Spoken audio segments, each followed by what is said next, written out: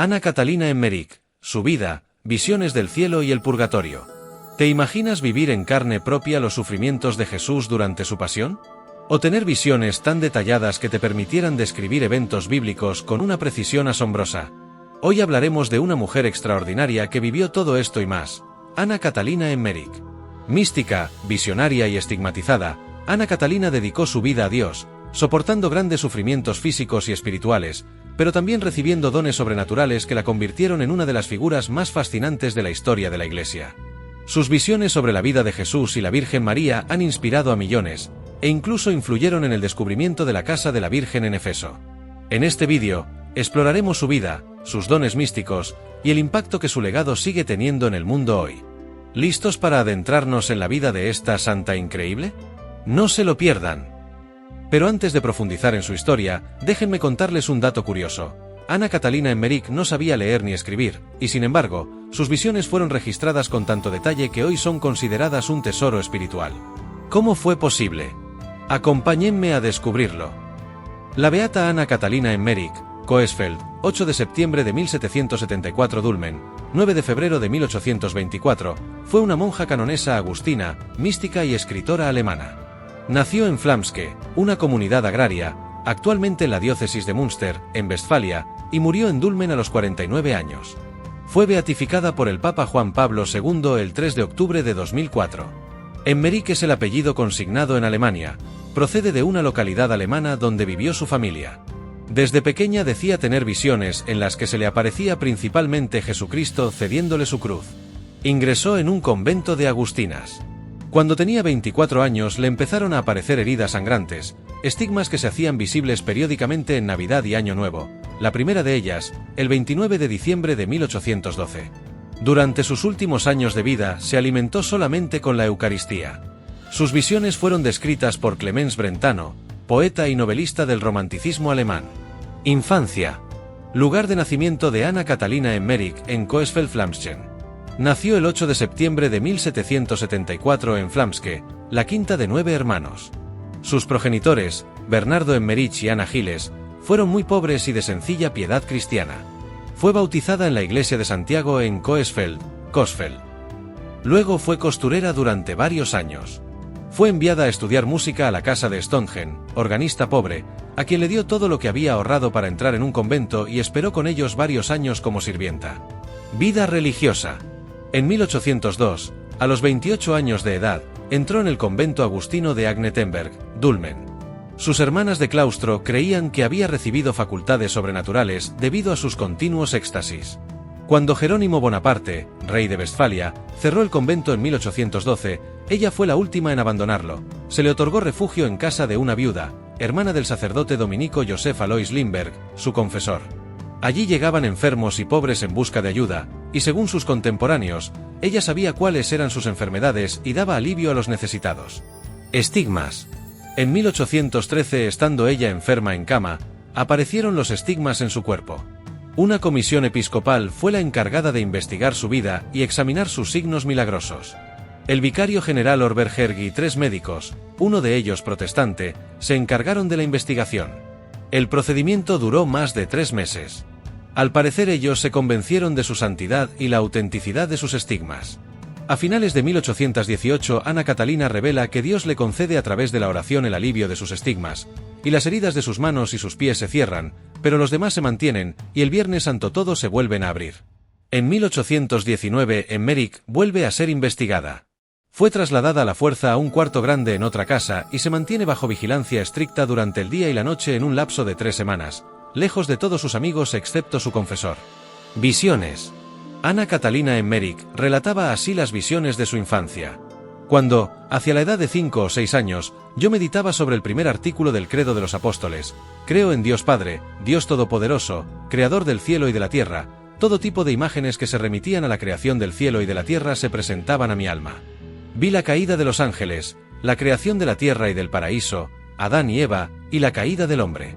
Creía simplemente que todos veían esto, como otras cosas que nos rodean. Yo hablaba de esto a mis padres, a mis hermanos y hermanas, a mis compañeros de juego, contaba todo esto ingenuamente, hasta el momento en que me di cuenta de que se burlaban de mí, preguntándome si tenía un libro en el cual todo eso estuviera escrito. Así comencé poco a poco a callar estas cosas, pensando, sin mucha reflexión, que era inoportuno hablar de tales temas. No obstante, no me hice ninguna inquietud particular en cuanto a eso. Cuando se efectuó la segunda investigación eclesiástica en 1819, indujeron al famoso poeta Clemens Brentano y a su médico de cabecera Guillermo Bessener a visitarla.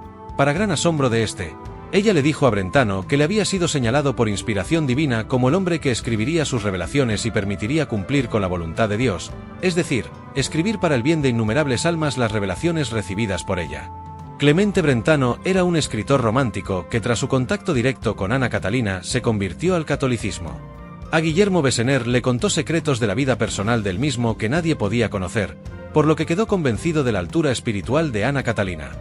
Desde 1819 hasta la muerte de Ana Catalina en 1824, Brentano registró sus visiones, llenando 40 volúmenes con detalladas escenas y pasajes del Nuevo Testamento y la vida de la Virgen María. Los detalles fueron recogidos con gran viveza, ya que mantienen el interés del lector como una escena gráfica que sigue una a la otra en rápida sucesión, como si fuese visible para el ojo humano. Brentano tomó brevemente por escrito los puntos principales y, como ella hablaba el dialecto de Westfalia, inmediatamente el poeta reescribía en alemán estándar. Luego se lo leía en voz alta y ella le hacía cambios hasta que le daba su completa aprobación. Después de 1824, Brentano tuvo los escritos preparados para su publicación y en 1833 publicó su primer volumen, La dolorosa pasión de nuestro Señor Jesucristo, de acuerdo a las visiones de Ana Catalina Emmerich. Brentano preparó entonces para su publicación la vida de la bienaventurada Virgen María de acuerdo a las visiones de Emmerich, pero él murió en 1842. El libro fue publicado póstumamente en 1852 en Múnich. El sacerdote católico Carles Moeger editó los manuscritos de Brentano y de 1858 a 1880 publicó los 3 volúmenes de la vida pública de nuestro Señor en que se describen hechos muy detallados de la vida de Jesús, ya que lo que se lee en los evangelios en unos minutos puede tomar unas horas en las visiones de Ana Catalina. Hechos destacados de Jesús, como caminar sobre las aguas se habrían repetido, y los mercaderes del templo de Jerusalén habrían sido echados fuera varias veces. En 1881, en una gran edición ilustrada, Moeger también escribió una biografía de Ana Catalina en 2 volúmenes. Las visiones de Emmerich se usaron durante el descubrimiento de la casa de la Virgen María en una colina cerca de la ciudad de Efeso. Ni Emmerich ni Brentano habían ido a Efeso. De hecho, la ciudad aún no se había excavado, pero las visiones que figuran en la obra de la mística se utilizaron durante su descubrimiento. La Santa Sede no ha adoptado ninguna posición oficial sobre la autenticidad de la ubicación, pero en 1896 el Papa León XIII visitó el lugar y en 1951 el Papa Pío XII declaró la casa como lugar sagrado. El Papa Juan XXIII posteriormente hizo la declaración permanente. Pablo VI en 1967, Juan Pablo II en 1979 y Benedicto XVI en 2006 visitaron la casa, considerada ya un santuario. También tuvo visiones de la Santísima Trinidad en forma de 3 esferas concéntricas integradas, la más grande, representada al Padre, la del medio al Hijo, y la más pequeña y más iluminada la del Espíritu Santo. Núcleo de la Santísima Trinidad, según las visiones de Ana Catalina Emmerich. De singular importancia son las visiones que tuvo de diversos santos: San Antonio de Padua, 1195 a 1231, San Ignacio de Loyola, 1491 a 1556, San Francisco de Borja, 1510 a 1572, San Carlos Borromeo, 1538 a 1584. Visión del Purgatorio. En una de mis visiones, fui llevada por un ángel a un lugar que no era ni el cielo ni el infierno, sino un espacio intermedio, lleno de una tristeza profunda pero también de una esperanza inquebrantable. Era el purgatorio, un lugar de purificación para las almas que, aunque salvadas, aún necesitaban ser limpiadas de las manchas del pecado antes de entrar en la presencia de Dios. El ángel me explicó que estas almas, aunque estaban destinadas al cielo, debían sufrir por un tiempo para purgar las consecuencias de sus pecados. Me dijo: aquí no hay desesperación, porque todas estas almas saben que un día verán a Dios. Pero sí hay dolor, porque comprenden plenamente el peso de sus faltas y el amor que ofendieron. Al mirar a mi alrededor, vi un vasto espacio oscuro, pero no completamente sin luz. Era como una penumbra, donde las almas estaban rodeadas de llamas, pero no como las del infierno, que son de desesperación y odio. Estas llamas eran de amor, un fuego que purificaba y sanaba. Las almas sufrían, pero su sufrimiento era un acto de amor y arrepentimiento. Vi a muchas almas en diferentes estados de purificación. Algunas estaban en llamas más intensas, otras en una luz más tenue. El ángel me explicó que el grado de sufrimiento dependía de la gravedad de los pecados y de cuánto se habían aferrado a ellos en vida. Las almas que habían vivido en egoísmo o indiferencia hacia Dios sufrían más, mientras que aquellas que habían mostrado arrepentimiento y amor sufrían menos. Una de las cosas que más me impactó fue ver cómo las almas se ayudaban entre sí. Las que estaban más avanzadas en su purificación oraban por las que acababan de llegar, y todas clamaban por las oraciones de los vivos. Me dijeron: las oraciones de los que aún están en la tierra son como bálsamo para nuestras heridas. Cada misa, cada acto de caridad, cada Ave María que se ofrece por nosotros, alivia nuestro sufrimiento y acelera nuestro camino hacia el cielo. También vi cómo los ángeles acompañaban a estas almas, consolándolas y recordándoles que su sufrimiento no era en vano. Pronto verán a Dios, les decían. Pronto estarán en la luz eterna. Y aunque las almas sufrían, había una paz profunda en ellas, porque sabían que su dolor era temporal y que el amor de Dios las esperaba. En medio de esta visión, sentí una profunda tristeza por las almas que sufrían, pero también una gran esperanza. Comprendí que el purgatorio no es un castigo cruel, sino un acto de misericordia de Dios, que nos purifica para que podamos estar plenamente unidos a Él. También entendí la importancia de las oraciones y sacrificios que ofrecemos por las almas del purgatorio. Cada oración, por pequeña que sea, es un rayo de luz en su oscuridad. Cuando el ángel me llevó de regreso, me quedé con un profundo deseo de orar por estas almas y de recordar a todos los vivos que nuestras acciones en la tierra tienen un impacto eterno. El purgatorio no es un lugar de desesperación, sino de esperanza, porque cada alma allí sabe que, al final, verá a Dios. Reflexión final. Esta visión nos deja un mensaje claro. El amor de Dios es tan grande que incluso después de la muerte, nos da la oportunidad de ser purificados y preparados para estar con Él. Y nosotros, los vivos, tenemos el poder de ayudar a estas almas con nuestras oraciones y sacrificios. No las olvidemos, porque ellas no nos olvidan a nosotros. Enfermedad y muerte. En 1812 aparecen sus estigmas y a partir de entonces permanece confinada en cama. Murió el 9 de febrero de 1824 en Dulmen y fue enterrada en el cementerio fuera de la ciudad 4 días más tarde.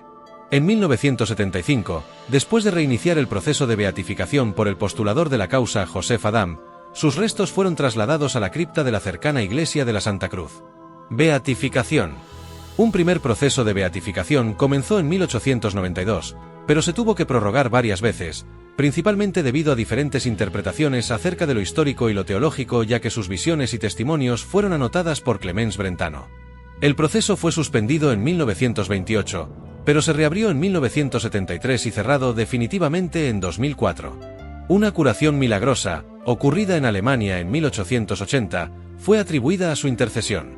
El 3 de octubre de 2004, Ana Catalina Emmerich fue beatificada por el Papa Juan Pablo II. Al igual que en todos estos casos, la cuestión de sus visiones fue separada del proceso, y su causa fue juzgada solamente sobre la base de su propia santidad y sus virtudes personales. La vida de Santa Ana Catalina Emmerich es un testimonio impresionante de fe, sacrificio y entrega total a Dios. Desde sus humildes comienzos en Flamske hasta sus visiones detalladas de la pasión de Cristo y la vida de la Virgen María, Ana Catalina nos muestra que la santidad no está reservada para unos pocos, sino que es un camino abierto a todos aquellos que confían plenamente en Dios. Sus estigmas, sus sufrimientos y su capacidad para ver más allá de lo visible nos recuerdan que el amor de Dios es tan profundo que a veces se manifiesta de maneras que desafían nuestra comprensión. A través de sus visiones, no solo nos acercamos a los misterios de la fe, sino que también encontramos inspiración para vivir con humildad, confianza y un corazón abierto a la voluntad de Dios. Su beatificación en 2004 por el Papa Juan Pablo II confirma que su vida es un ejemplo para todos nosotros, especialmente en momentos de dificultad y duda. ¿Qué podemos aprender de Santa Ana Catalina Emmerich? Que la fe verdadera no se mide por lo que sabemos, sino por cuanto confiamos en Dios. Que el sufrimiento, cuando se ofrece con amor, puede convertirse en un camino hacia la santidad. Y que, incluso en nuestras limitaciones, Dios puede obrar maravillas si le abrimos nuestro corazón. Al final de este vídeo te compartiremos también la novena a las almas del purgatorio para que ores por tus familiares fallecidos que necesitan de tu oración. Si te ha inspirado la historia de Santa Ana Catalina Emmerich, no olvides suscribirte a este canal para más contenidos como este. Aquí exploramos las vidas de santos, las enseñanzas de la Biblia y reflexiones que nos ayudan a crecer en la fe. Haz clic en el botón de suscripción y activa la campanita para no perderte ningún vídeo. Además, déjanos en los comentarios qué fue lo que más te impactó de la vida de Ana Catalina.